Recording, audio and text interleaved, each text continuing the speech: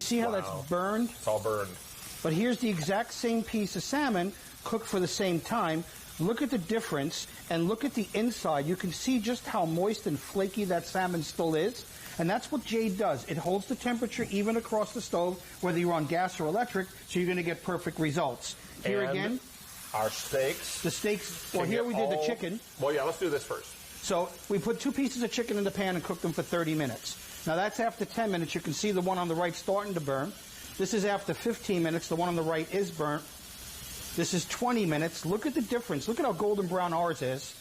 And here's the here it is. That's the difference. So if you get distracted, the phone rings, the mailman comes to the door, hubby walks in, kids are telling you a story, and you forget. The one nice thing about Jade, you have a friend who calls you and says, "Read this funny thing that I just sent you on Facebook beautifully in the Jade pan." And that's what makes the difference with Jade. It's what we call goof-proof cooking. You don't have to worry about things. Let me show some other things that is really cool here as well. Okay. Here's a typical pasta. I don't like pasta in the microwave unless it's in Sistema. Right. So as you can see, look at the bottom of this. I mean, it's just absolutely burnt. And it's cooked the exact same amount of time, and that's a good pan.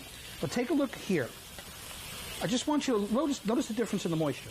Yeah. I still have moisture in that pan. And Chef, I also noticed that Spurtle you're using, which is coming up a little later in our show, Love so we're this excited product. about that. I use them at home, so I had to throw it in here. So look at this. That's not going to come out, but you're going to find. And talk to us about what we're seeing here, Tony. Absolutely. Here you can see the Jade's laid on the inside of the bottom of the pans are the 2 pieces of aluminum. It heats up to an exact temperature and holds that heat. So you got an air heat on the side, and you got a perfect temperature right down on the bottom where you want to cook.